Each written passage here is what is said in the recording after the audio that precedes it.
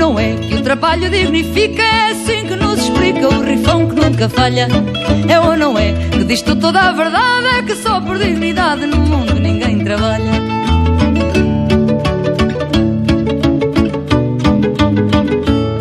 É ou não é que o povo nos diz que não, que o nariz não é feição, seja grande ou delicado. No meio da cara tem por força que se... Bienvenidos a bordo, bienvenidos a un vuelo inolvidable porque es el último del año, acá en compañía del copiloto Javier, y recién volvemos de un viaje por Ucrania, donde parece que viajó Alicia Kirchner, la hermana del expresidente Kirchner, Néstor, y la cuñada de Cristina. No sabemos a qué viajó, porque se suponía que su familia era de origen croata. Ahora, ¿cuál es la razón por la cual viajó? ¿Fue a ver parientes a fin de año? ¿A vos qué te parece, Javier? Tal vez aprovechó los asuetos de que ella misma otorgó, esos 8 días de asueto que entregó en la provincia de Santa Cruz para aprovechar las fiestas y que las familias pudieran reencontrarse. Ella hizo una distancia más larga. Lo que pasa es que en esa región hay olor a conflicto ahora. Por eso, ¿quién va a ir a un país de turismo como Ucrania, por más grande que sea, a Kiev, si está casi en zona de litigio y bélica con Putin, que además es un hombre que no es piadoso? En fin, dejémosla a Alicia Kirchner, ya resolveremos este enigma. Y contame, Javier, está muy contento Macri por la venta de su libro. Tenemos un bestseller en la Argentina. Es milagroso esto, que la gente se entretenga leyendo a Macri. Bueno, está muy contento porque su libro Primer Tiempo, fue elegido o nombrado el bestseller del año, el libro más vendido del año. Lo mismo que ocurrió con Sinceramente un par de años hacia atrás. Los libros de los expresidentes argentinos parece que son éxitos editoriales. Sí, es notable que los argentinos tengan de lectura poética, filosófica, literaria, a estos dos personajes que nos gobernaron. Es rarísimo. Ahora te voy a dar un dato. Macri, que se ha entusiasmado por esto del libro que publicó, va a publicar un nuevo libro. Y va a publicar un libro sobre su padre y se va a divulgar en marzo. Pero no solo va a publicar el libro sobre su padre, sospecho que también las rencillas y problemas legales que tuvo con el padre, las críticas que tuvo con el padre, algunas casi deshonrosas, pero independientemente de eso, va a ser una gran campaña con el libro de su padre, porque se va a tomar 3 meses en recorrer la Argentina para vender, explicar el libro de Franco Macri. Me parece que es casi una campaña política. Porque vos viste que él le salió a replicar a Cristina en forma dura, poco cortés, como al revés de lo que había sido siempre. Y apareció como si fuera una pelea entre un macho, Macri, y una machona, Cristina, que los dos también ya se postulan como candidatos. Y un dato adicional, Macri en octubre se va a tomar otros 2 meses, pero para el Mundial de Qatar, porque para el Mundial de Qatar hay muchas novedades. Y una de ellas es la de Macri, que va a estar 2 meses allá por cuestiones internas de la FIFA. Mientras acá, Javier, Tapia se está matando con Tinelli. Tinelli en alguna medida tiene cierta ayuda del gobierno, que le gustaría que Tapia se fuera de la AFA. A su vez, Tapia y algunos amigos de él, de otros clubes, lo quieren sacar a Tinelli de otra función. Pero esto no es una pelea filosófica, ideológica. Esta es una pelea por plata.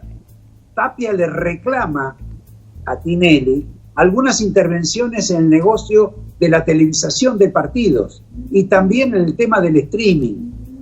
Este es el conflicto, es un conflicto de plata entre los dos, más allá de si se quieren o no se quieren. Hay otro detalle adicional que vale la pena tomar en cuenta. Va a ser difícil que Tinelli y el gobierno de Alberto Fernández lo desplacen a Tapia este año. Porque este es el año de la felicidad, de la alegría, del Mundial de Qatar. Y ahí hay muchos contratos, ahí hay mucha plata. Y Tapia tiene de socio, digo de socio... De amigo. Es un eufemismo, ¿no? Al padre de Messi, a Jorge Messi.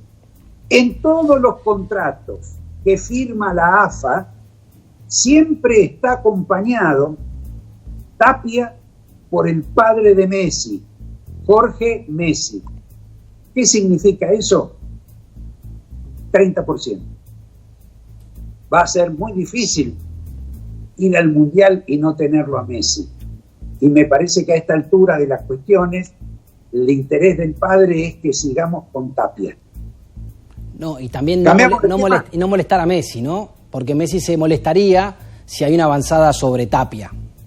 Claro, y todos lo queremos feliz a Messi, ¿no? Contento. Sobre todo este año. Sobre todo este año.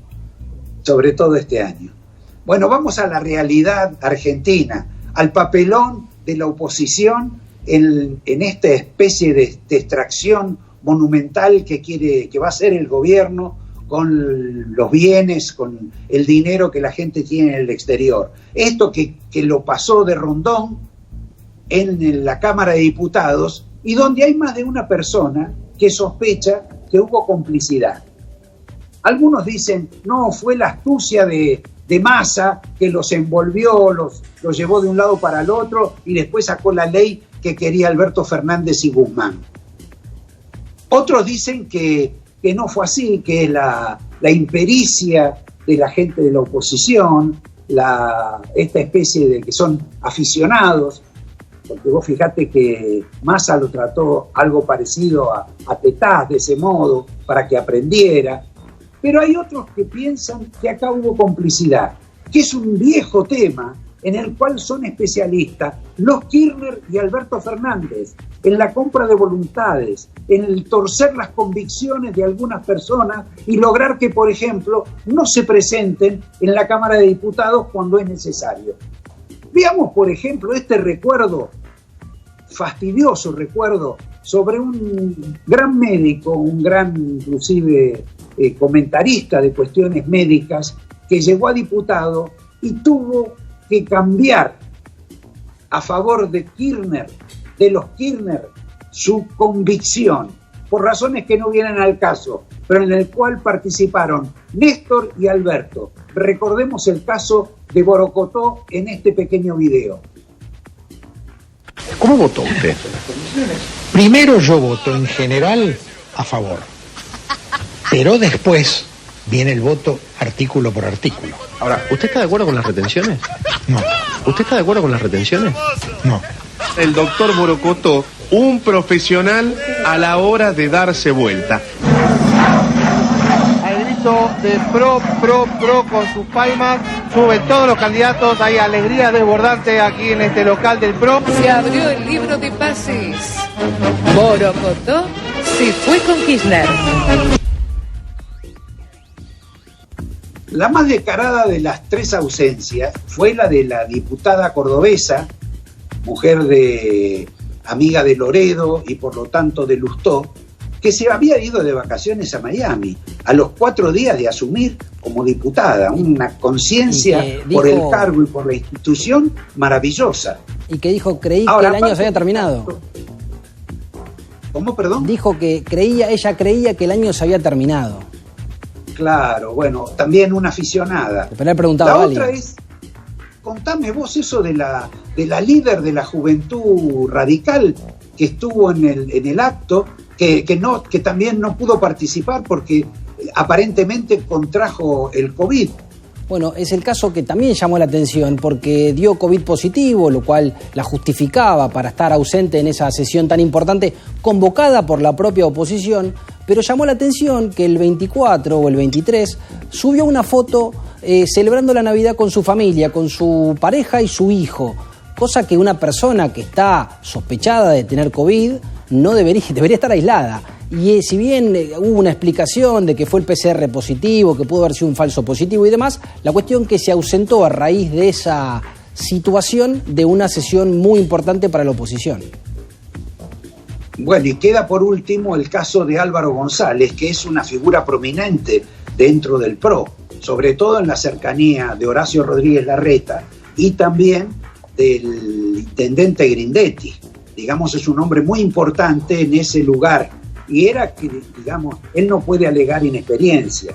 Aparentemente había ido al casamiento de su hija en Alemania. Ahora dicen que no estuvo en el casamiento de la hija, que estuvo también en París con otro hijo. Los dos creo que también trabajan en el Estado. Hay una campaña realmente apabullante en las redes, en la que participa hasta Alfredo Casero, el cómico, contra Álvaro González. Porque hasta se preguntan quién le pagó el viaje a Álvaro González. Realmente sorprende este episodio y esta torpeza que ha tenido la oposición. Eso te quería decir, porque la gente se la ha agarrado con estas tres personas, estos 3 diputados que se ausentaron, pero todos sabemos que en el funcionamiento de la Cámara hay alguien que se ocupa del poroteo antes de convocar a una reunión. Antes de convocar, se asegura que tiene los votos para hacer lo que quiere hacer. Y de esa persona no está hablando nadie. ¿Y quién es? No, le dejamos la inquietud, pero hay alguien responsable del poroteo y que la gente se está olvidando de quién olvidó o sabía y no contó o omitió que estas 3 personas, sacándola del COVID, que fue de último momento, por lo menos que había 2 personas de su bloque que iban a estar ausentes por viaje. O sea que eso justificaría algún tipo de complicidad. Pero paremos ahí porque no somos investigadores, Javier. Vamos a anunciar lo que va a haber en este programa. En este programa va a estar Ricardo López Murphy. Con esto les digo casi todo. Va a ser algún tipo de manifestación, alguna denuncia, nos va a advertir sobre lo que nos va a pasar económicamente y sobre todo nos va a contar cómo es su relación con Máximo Kirchner desde que ingresó a la Cámara de Diputados. También tenemos que hablar de este fenómeno del cual la gente no se ocupa, pero que tiene una fuerte incidencia y que revela la actitud demencial que tiene la administración de los Fernández. Y me refiero al caso de los precios mínimos que han instalado para los vuelos de cabotaje. Los precios máximos que maneja Feletti son un disparate y no han servido casi nada para el tema de la inflación. Pero los precios mínimos también son otro disparate. Y en ese caso, lo que están haciendo es una operación contra las empresas de cabotaje que operan en la Argentina para que quiebren y para que quede nada más que el monopolio de Aerolíneas, que es el monopolio de los gremios y el monopolio de la cámpora. Porque Aerolíneas no es una empresa que funcione bien y que sea superavitaria. ¿Verdad, Javier? Y sí, fíjate qué contradicción que el gobierno, que le molestan tanto los monopolios de las alimenticias y que combate con los precios máximos esos monopolios denunciados, pone precios mínimos para consolidar un monopolio aeronáutico. Y la Aerolíneas Argentinas, desde que fue reestatizada en 2008, gastó $7.800 millones del Estado. Una cifra casi vergonzosa con las necesidades que atraviesa el país. Y otro dato interesante, de 2001, de 2002 a 2014, 2015, Argentina su frecuencia de vuelos la aumentó un 21%, mientras que los países vecinos la aumentaron un 200%, lo que habla claramente del fracaso de la política aerocomercial del gobierno kirchnerista, que ahora vuelve a esos precios mínimos que en estos 4 años de Macri y de los cielos abiertos y de la política aerocomercial con el aeropuerto del Palomar y las low cost, había aumentado notoriamente y notablemente la cantidad de gente que volaba. Ahora, esta nueva política aerocomercial que tiene el gobierno ha implicado que va en contra del turismo, no a favor del turismo. Ya lo manifestó el senador Romero en un comunicado y están todos los lugares como Calafate, Bariloche, Mendoza, Salta, Las Cataratas, la propia ciudad de Buenos Aires, están absolutamente indignadas porque el turismo, la hotelería y la gastronomía, para lo cual el gobierno le había dado hasta subsidios, ahora va a estar afectada y vilmente afectada por esta nueva política de precios mínimos que instaló el gobierno. Es sorprendente, van de una punta a la otra, son esquizofrénicos. Y te agrego un dato que tiene que ver con que esta política de precios mínimos que está haciendo también va en contra de este federalismo que habla Alberto Fernández, porque era notable la cantidad de vuelos que iban de provincias entre provincias, sin pasar por Buenos Aires, y con esta política de precios mínimos vuelve a ser Buenos Aires la central. Bien, ya que estás hablando ahí, ¿por qué no me hablas del tema de las vacunas, en particular de este tema de Omicron y de una novedad que en general casi nadie rescató con relación a la AstraZeneca que se produce o se arma entre la Argentina y México? Bueno, la AstraZeneca fue novedad porque la OMS autorizó la vacuna para la que se realiza entre Argentina y México, la validó, validó el proceso de producción, y ahora muchos argentinos que iban a Europa y se encontraban que vacunados con AstraZeneca tenían dificultades para ingresar en algunos lugares, ahora esa dificultad no la van a tener porque la OMS dice que la vacuna que se aplica en Argentina y que se fabrica entre Argentina y México es aplicable y es válida para ingresar a los países homologada por la OMS. Debemos recordar acá, Javier, que el tema de AstraZeneca entre la Argentina y México, la producción, fue el gran fracaso de la política sanitaria que intentó implementar en su momento Cristina y Alberto Fernández, porque ellos creyeron que la Argentina se iba a anticipar a todos con la producción de esta vacuna, que fue realmente una frustración enorme, porque el proceso de industrialización, el proceso sanitario estuvo mal y se postergó, se dilató muchísimo la producción de AstraZeneca. Y en esa alternativa, a través de una persona impensada, un amigo circunstancial de Alberto Fernández, pudieron comprar las vacunas Sputnik. Porque esto no fue una decisión política de comprar Sputnik. No, fue una cuestión de agarraron lo que pudieron. Exacto. Más allá de que sí se negaron a comprar la Pfizer, eso te iba a decir, ahora la están dando en todo el país. Explícame por qué ahora dan la Pfizer cuando antes estaba casi prohibido darla. ¿Y te acordás que legisladores como Cecilia Moró decían que no había que firmar con Pfizer porque Pfizer pedía condiciones inadmisibles, lo mismo que Ginés González García, y el propio Alberto Fernández dijo que lo violentaba las condiciones que planteaba Pfizer? No hubo ningún cambio y 8 meses después se firmó un decreto en el cual Argentina empezó a recibir vacunas de Pfizer, y recién 8 meses después que muchos países de la región da Pfizer, y quizás uno se pregunta ¿cuánta gente, si sabemos ahora que las vacunas no evitan los contagios, pero evitan las muertes, cuánta gente se hubiese salvado si las vacunas de Pfizer se hubiesen llegado antes? Bueno, junto con esto quisiera agregar 2 cuestiones. Una, casi una buena noticia en el sentido de que Sudáfrica, digamos, el centro de la Omicron, se ha desentendido de todas las cuestiones de las restricciones, porque supone que la pandemia del Omicron ya se termina en ese país. Mientras que de pronto en España y en Europa empiezan a aumentar las restricciones, y en España en una semana duplicaron los casos. Ahora, hay algo que todavía el gobierno no respondió y que nadie de la oposición insiste y que tampoco hablan los médicos. ¿Se vencieron algunas de las vacunas que la Argentina tiene guardadas en los freezer? Si se vencieron, ¿cuáles son? ¿Por qué no se aplican? ¿Por qué hay 17 millones de vacunas sin aplicar cuando es imprescindible hacerlo? Y otra pregunta adicional. ¿Las vacunas que le regalaron a Bolivia estaban todas en orden o habría alguna vencida? No decís nada, Javier. No, es una buena inquietud. La veníamos planteando también con el correo de los programas.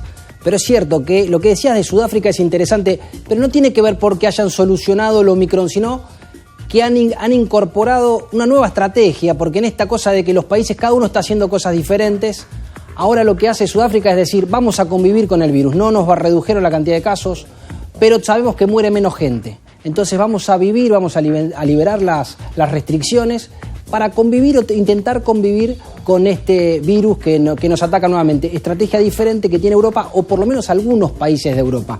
Veremos con el correr de los días, las semanas y los meses qué es más efectivo.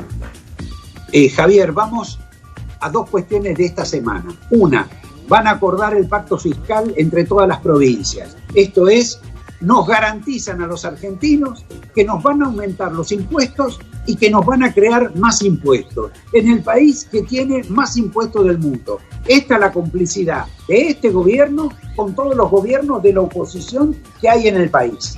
Y esto se supone que va a caballo de lo que votaron los argentinos. Un disparate. Con un agravante. La otra cuestión, Javier, es la de la votación por la reelección de los intendentes bonaerenses, que se va a resolver entre mañana y pasado, y que se va a resolver de un modo que vaya uno a saber cómo es, pero sale en forma favorable, por dos razones, o por una sola. La iniciativa es del gobierno peronista o de los Fernández, para ser más preciso, exacto, y no contaminar al peronismo, con la oposición, porque la oposición va a dar quórum en la sesión, y por lo tanto, una vez que den el quórum, los delegados, los legisladores de la provincia de Buenos Aires, del sector oficialista, van a determinar cómo es la extensión del mandato de los actuales intendentes. Este es un triunfo de ese sector, de los que llaman varones del conurbano, que vuelven a ganar y cuyo emblema mayor es el señor Martín Insaurralde, con un aditamento. Van a tener la oposición de María Eugenia Vidal. María Eugenia Vidal es la misma que dijo que nunca iba a votar la presidencia de Sergio Massa en la Cámara de Diputados. Por ahí creo que el director nos va a poner la foto de cuando votó en diputado por la continuidad de Massa al frente de la Cámara de Diputados. Mujer de palabra. Y ya que estamos para el final, Javier, le voy a pedir al director ese video tan singular de Cristina con los artistas en un lugar ahí de Pilar para artistas. ¿Me lo puede pasar, director?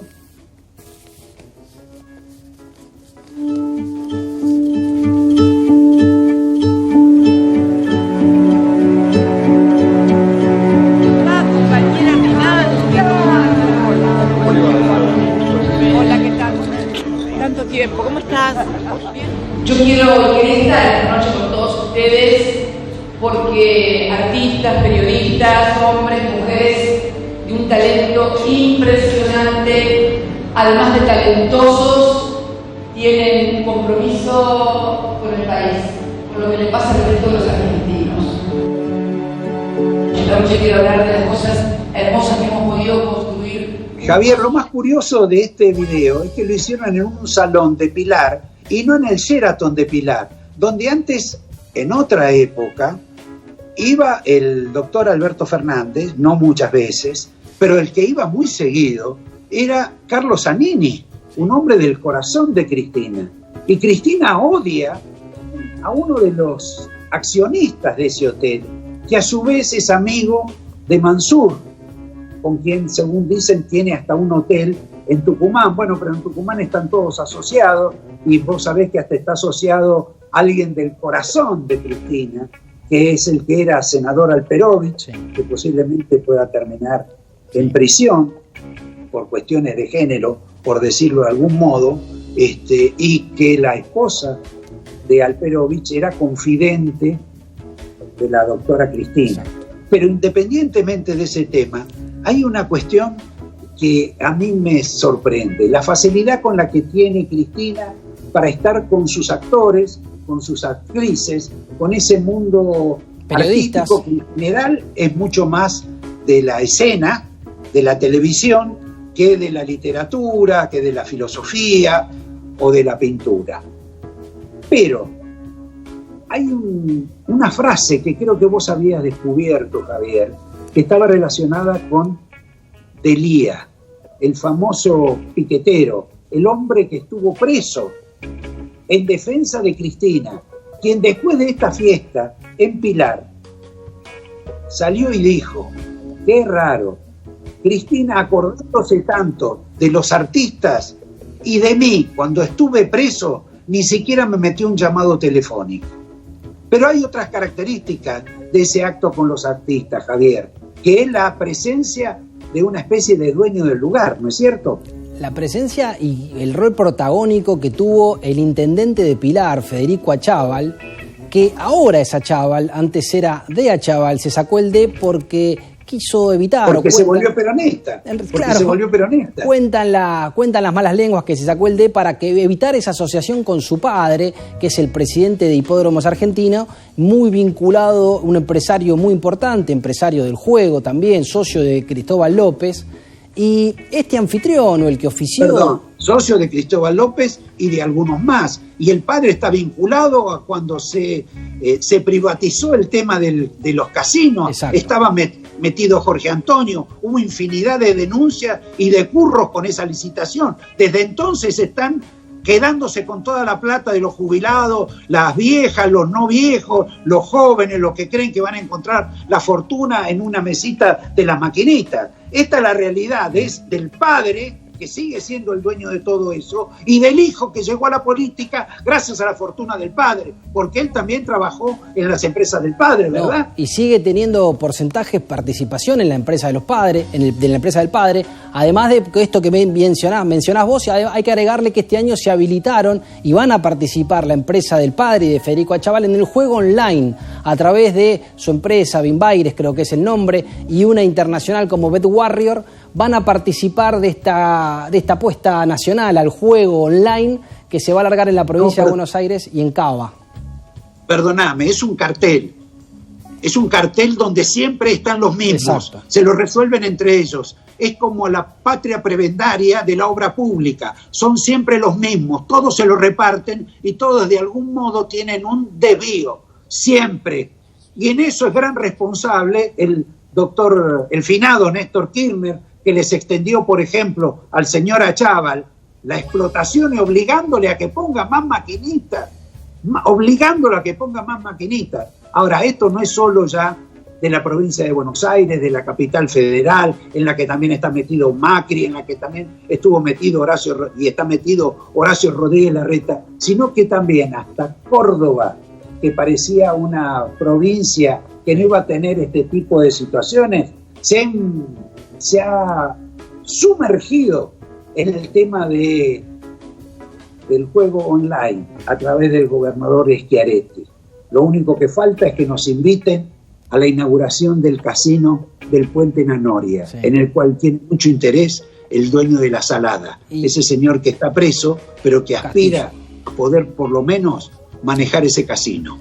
Te pido, Javier, que nos demos un minuto. Déjame agregarte antes un segundo una cosa de esto que decías, que se peronizó a Achával, porque la ponía el padre y la ponía, o la plata familiar, en los carteles que hay en Panamericana de Achával, pero Achával no la quiere poner más de su bolsillo.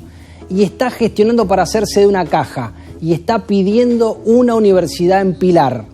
Una universidad en Pilar para financiar sus apetencias políticas, como varios sectores y otros partidos políticos han hecho a lo largo de la historia.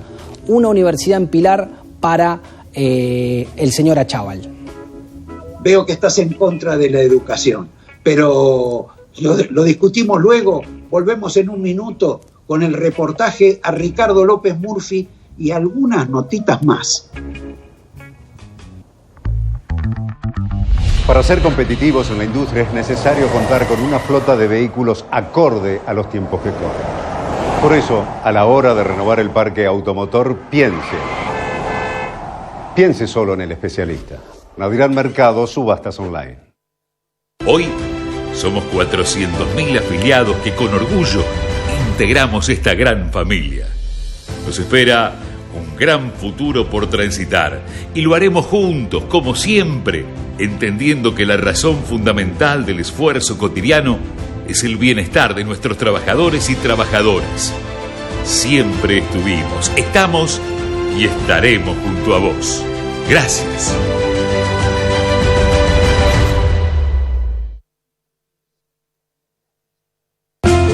Cumplimos años. Y lo que nos impulsa a mejorar es saber que todo lo que hacemos es para cumplir siempre con vos. OSPE, 25 años dedicados a cuidarte.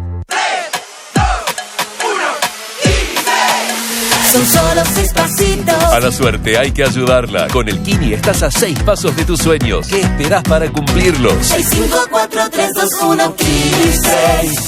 Grupo Petersen, desde 1920, construyendo el país. Pusimos en manos de jujeñas y jujeños los primeros lotes de Cannaba CBD10, el aceite medicinal de cannabis producido íntegramente en Jujuy y el primero de grado farmacéutico elaborado en suelo argentino. Gobierno de Jujuy. Señoras y señores, en el Banco Ciudad queremos que saques tus proyectos del banco de suplentes. Queremos bancarte para que juegues, para que encares tus sueños, para que vuelvas a sentirte titular de todo lo que querés hacer. Entra al Ciudad, vení al banco que te banca. No dejemos de cuidarnos, usemos siempre tapaboca, mantengamos distancia, elijamos espacios abiertos, ventilemos lugares cerrados. Para más información, entra a buenosaires.gov.ar/coronavirus. Cuidarte es cuidarnos. Buenos Aires Ciudad.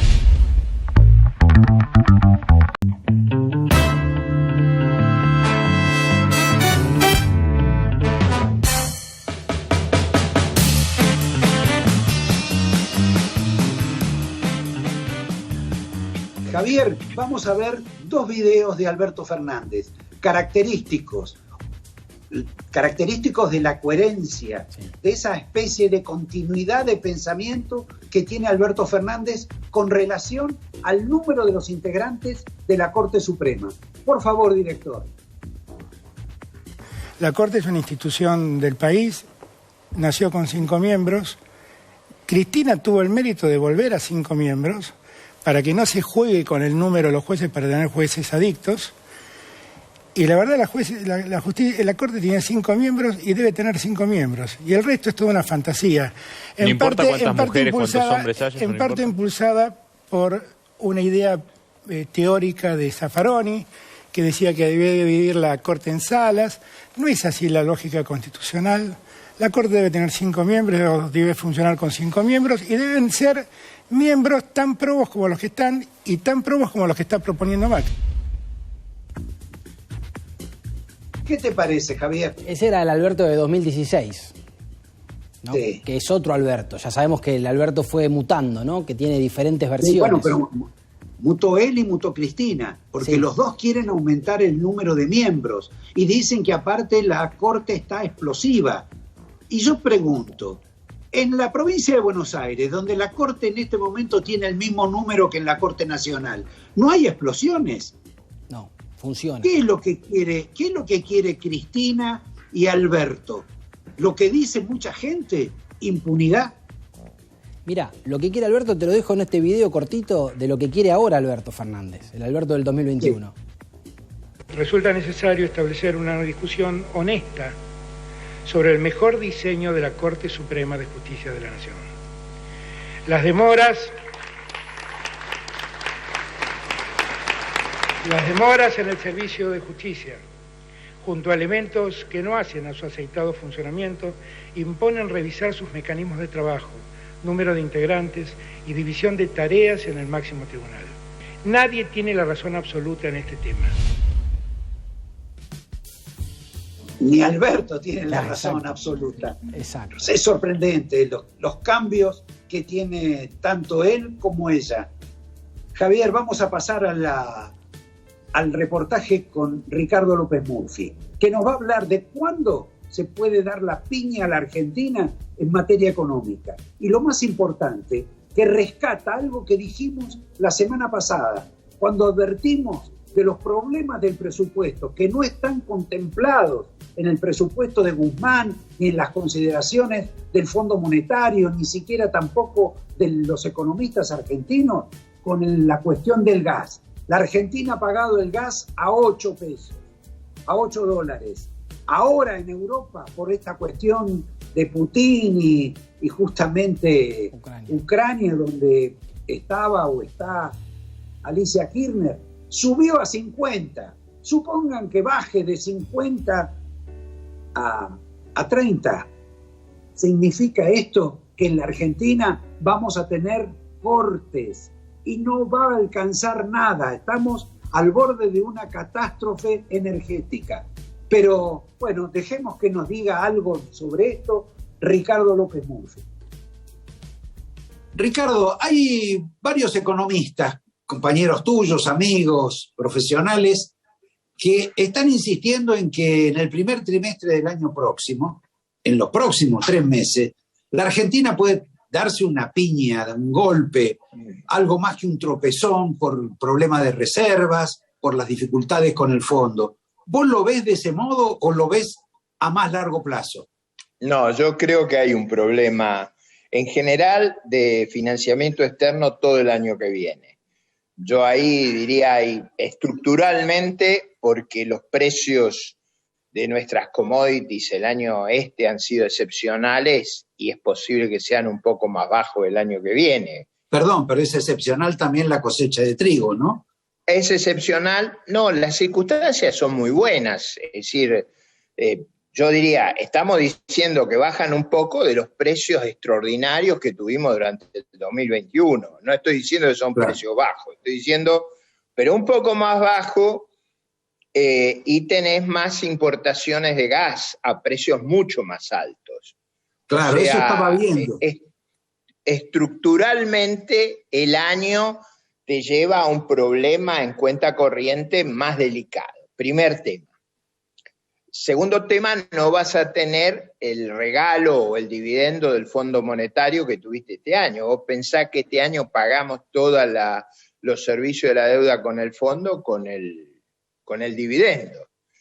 Claro. El tercer lugar, y acá viene lo que tú te referías sobre el primer trimestre. Yo creo que es febrero-marzo, donde has emitido bárbaramente, y eso todavía no se ve en la brecha cambiaria, porque en diciembre hay una gran estacionalidad de demanda de circulante, que produce como una contracción de la cantidad de dinero. Cuando ese circulante vuelve a los bancos a lo largo de febrero y ya en marzo al máximo, ahí vas a tener una gran tensión adicional al problema estructural que te anoto entre febrero y marzo. Yo creo que tenemos un riesgo. Pero Alberto Fernández dice que va a haber acuerdo en la primera quincena de enero. ¿De dónde saca también eso? También decía que iba a presentar el programa antes de diciembre. Yo me acuerdo cuando decían que lo íbamos a tener en febrero de este año. O sea, ha habido muchos planteos. Yo creo, por ejemplo, que hubiera sido mucho más útil al país y al propio gobierno haber llegado a un acuerdo en febrero de este año que haber ido postergando esto, porque en realidad la postergación, que probablemente tuvo una finalidad electoral, fue mal leída. O sea, en lugar de ayudarlos, el gran desorden macroeconómico los perjudicó para la elección. Ahora, Guzmán dice que va a presentar el mismo presupuesto, el mismo adefesio que se rechazó en la Cámara. Sí, yo creo que eso no es posible, eso no es financiable, eso tenía financiamientos raros, no es financiable. Ojo, a ver, vamos a un punto que estructural de eso que a vos te gusta. En el 2015, nosotros teníamos 9 puntos de base monetaria y 6 puntos del LELIC. Ahora tenemos 6 puntos de base y 9 del LELIC. O sea, la velocidad de circulación ha venido subiendo. Entonces, antes era, digamos, 6 veces, digamos, era aproximadamente 11 veces, ahora es 16 veces. O sea, ojo que estamos a mucha velocidad, y no somos Williams, o ¿cómo se llama? El mago de la Fórmula 1, los dos estos que... Viste que son los pilotos excepcionales. Acá nosotros no doblamos en la curva. Ah, está. Ahora, si uno mira las últimas acciones del gobierno, esta suerte de picardía, en fin, picardía funesta, ¿no?, que hizo el gobierno para aprobar esta ampliación de impuestos, esta tendencia que parece estar incorporada en el gobierno de aplicar más tributos. Hace recordar a la fábula de Sopo de la gallina de huevo de oro, que el dueño un día decidió destriparla porque imaginó que esta gallina que ponía huevos de oro, adentro de su vientre tenía un tesoro, y después descubrió que no había nada. Yo diría, es casi un equilibrio ecológico entre los linces y las liebres. Si vos largás muchos linces, se acaban las liebres y se mueren de hambre los linces. Y hasta que vuelvan a renacer las liebres, yo creo que el exceso de presión tributaria a nivel nacional, el impuestazo es feroz, es un impuestazo que produce una fuga, o sea, una tendencia a salirse del país de capital financiero, de capital humano, de lo que se pueda evitar la tributación. Yo creo que mucha gente, sobre todo innovadores, gente creativa, gente emprendedora, a esta tributación es imposible de soportar. Vos te movés a Uruguay y se te bajan los impuestos de una manera dramática, eso no aguanta, ni te digo si te movés a Paraguay. Yo lo escuché en el debate en la Cámara el otro día, comparándonos con los países nórdicos, pero la pregunta correcta es cuánto pagaban de impuestos los países nórdicos cuando tenían nuestro ingreso per cápita. Una cosa que vos quieras subir los impuestos a $60.000 de ingreso per cápita y otra cosa a 10.000 o 9.000 como nosotros.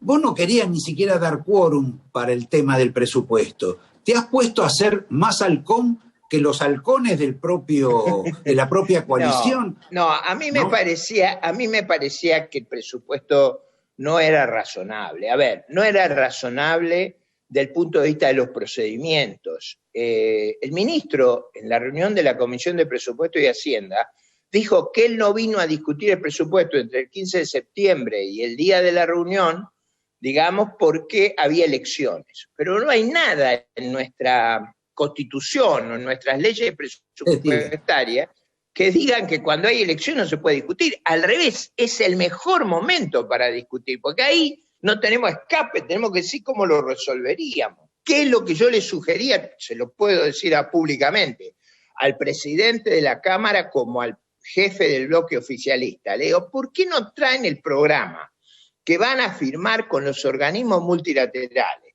con el Club de París, y lo machamos con el presupuesto? Hacen lo mismo, y ahí discutimos la verdad. No pueden hacernos aprobar una cosa que no tenga nada que ver con lo que después va a ser el plan de gobierno, porque eso significa un desprecio al Congreso de la Nación inaceptable. Esa fue la razón de mi posición.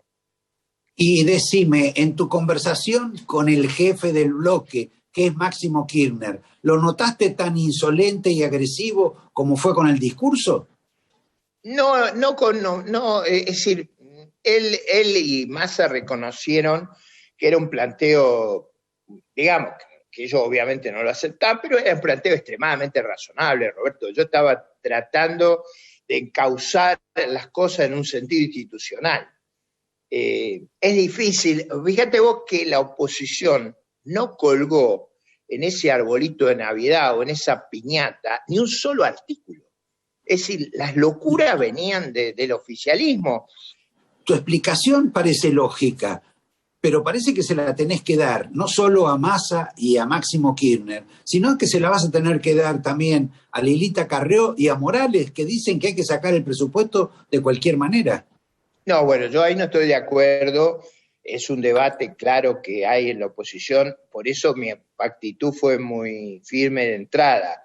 Pues yo creo que no se está considerando el problema del proceso.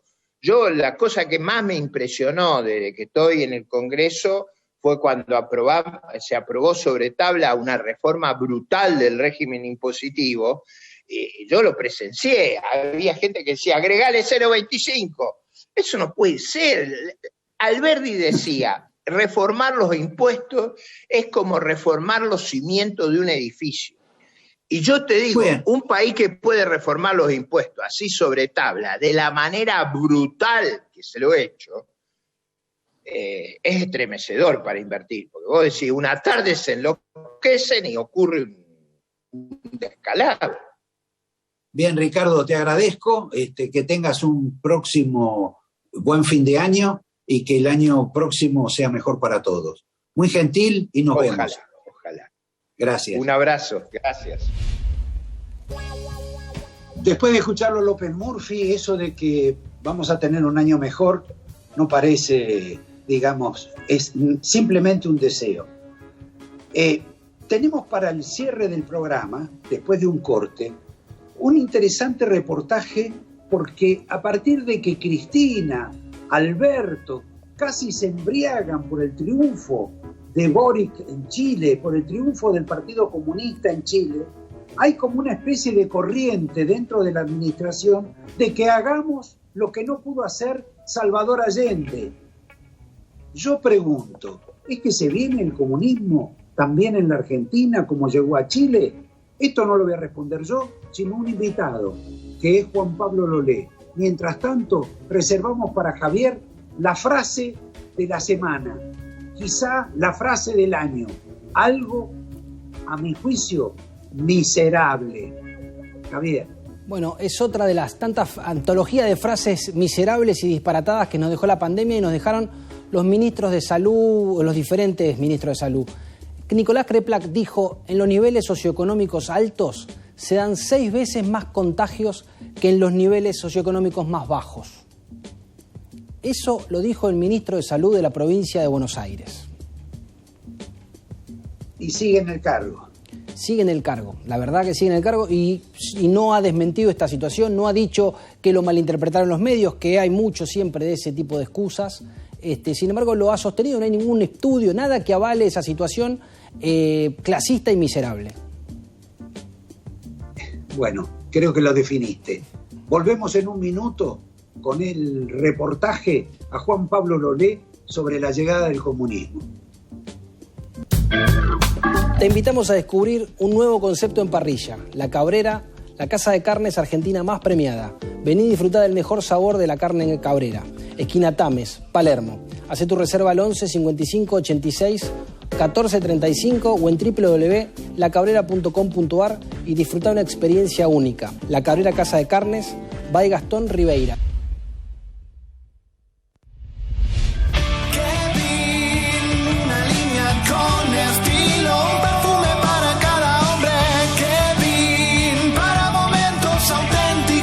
Perfumes Kevin, encontrarlos en las principales perfumerías del país. Yo elijo cobrar mi sueldo en Banco Macro porque vale más. Tengo hasta un 30% de ahorro en el súper y en delivery con tarjetas Macro, préstamos personales a tasas preferenciales y mucho más. Escanea el código con tu celu y vos también hacé valer tu sueldo. Macro, cerca siempre. ¿Sabías que llegaron los bizcochitos Cachamay en sus variedades clásicos y con romero, con menor contenido graso? No lo dudes más, Cachamay es la mejor opción y la mejor compañía para tu cachamate preferida.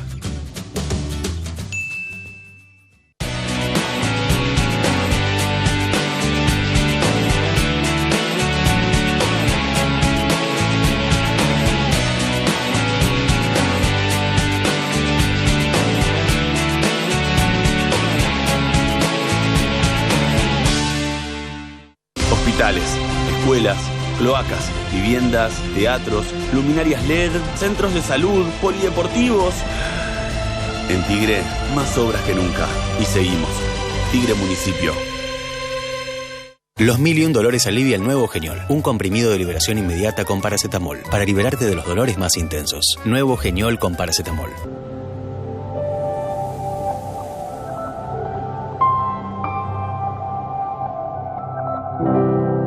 Verano en Córdoba. Vení, conectá, recarga.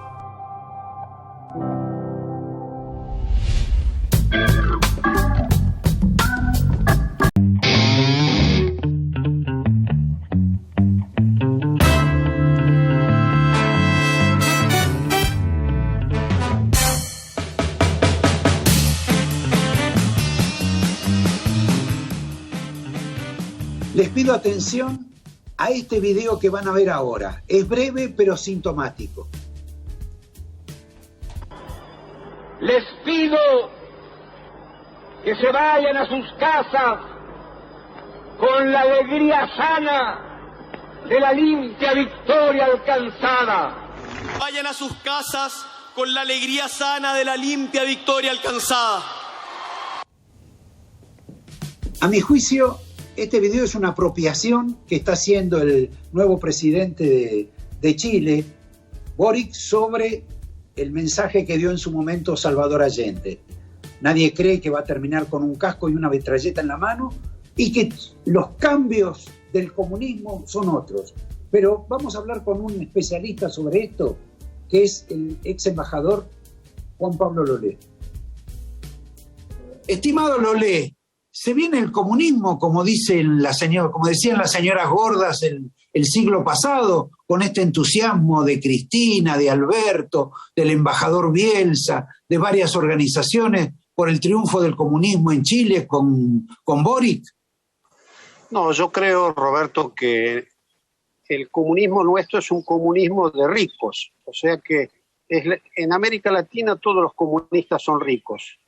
Creo que en Rusia pasa un poco lo mismo y en China también. O sea que el comunismo no es una cosa grave, lo que es una cosa grave es que un grupo ideológico se haga cargo de un país como si fuera un patrimonio propio, y los patrimonios propios en general provocan hechos de violencia cuando se utiliza el patrimonio nacional con beneficio personal. Y esto se ve históricamente. Y yo creo que lo que está ocurriendo es eso. En Chile yo creo que va a ser un proceso interesante porque no se puede repetir lo de Allende, tampoco se va a poder repetir lo de Pinochet. Ahora, esta fantasía revolucionaria en alguna medida también está impulsada por el canciller, obviamente por los Fernández, pero el canciller que ha armado esta especie de cumbre, gente de Venezuela, de Cuba, de Nicaragua. ¿Qué es eso? Bueno, es un remake del Grupo Puebla que está discutiendo ahora la posibilidad de que la Argentina se haga cargo de la presidencia de la CELAC. ¿Qué es lo que uno puede prever? Y bueno, que eso finalmente se resuelva favorablemente, porque lo cierto que el único país importante en todo ese grupo, por un lado es México y por otro lado es la Argentina. El resto son países menos importantes que la Argentina. Ahora, ¿qué significado tiene que el canciller impulse esto? ¿Nada más que la ubicación de Alberto Fernández? Yo creo, claro, es el posicionamiento internacional a través de una estructura regional que fue creada por Fidel Castro y Chávez. El canciller Cafiero es medio pariente tuyo. ¿No te consulta sobre esto? ¿Te pregunta algo? No, pariente mío no es. Yo soy hermano de un tío de él que estaba casado con una tía de él. O sea que somos parientes de alguna manera, obviamente, pero no, nunca hemos tenido ni siquiera una conversación más. Creo que ni lo conozco, lo he visto en alguna reunión familiar, si mal no me acuerdo. Pero vos con el abuelo estabas muy bien. Bueno, yo fui asesor del abuelo cuando estaba en la gobernación, efectivamente. Pero bueno, estas cosas no son transgeneracionales, Roberto. ¿No se heredan?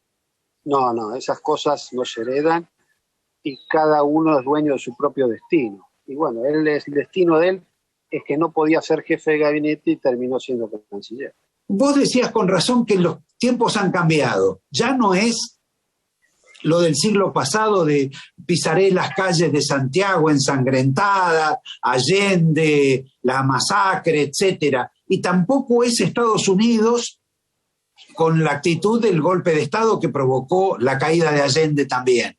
¿Y cuál es la nueva situación? ¿Qué es lo que difiere, más allá de la épica que quieren tener los revolucionarios, las Cristinas, los Alberto, saquemos la bandera? ¿Cuál es la realidad? La realidad, Roberto, es que el cambio en el mundo es que no hay un poder establecido que pueda controlar estos movimientos en estos países. ¿Por qué? Porque se han ido dando transformaciones en todo el mundo. En Europa surgen los autoritarismos de derecha y en América Latina surgen los autoritarismos de derecha y de izquierda. Y bueno, en esa situación estamos, esta es la verdad. Vos te referiste a Brasil. La fórmula esta de Lula y Hakim, los dos hombres de San Pablo, finalmente parece imbatible. Bueno, eso es hoy. Cuando uno habla con la oposición dice que son todas encuestas pagas. Cuando uno habla con el PT dice que están adelante. Cuando uno habla con la gente que está ligada a Bolsonaro, dicen que están mucho más cerca de lo que se imagina. El tema es cómo va a terciar Moro en esto, porque Moro le saca votos a Bolsonaro, y si hay una semifinal que es Bolsonaro-Lula y una final que puede ser Lula-Moro, es otra película, y eso todavía está por verse. Bien, te agradezco, Juan Pablo, seguí disfrutando, nos vemos la semana que viene. Un abrazo. Un abrazo muy grande, Roberto, gracias por el llamado.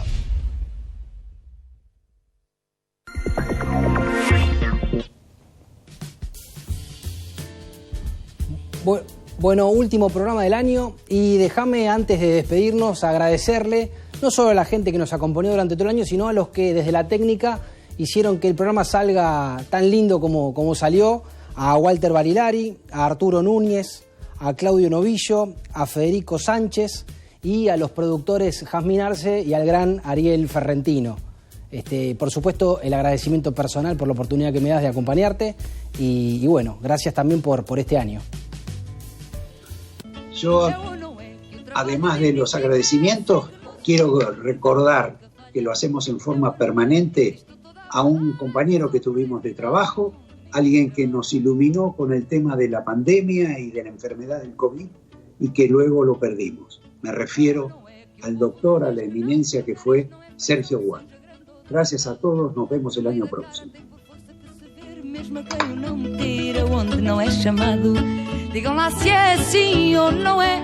Ai não, não é. Ai não, não é. Digam lá se é sim ou não é. Ai não, não é. Pois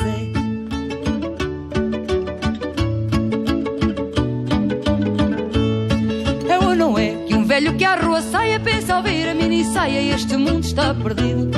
Mas se voltasse agora a ser rapazado, acharia que o saiote é muitíssimo comprido.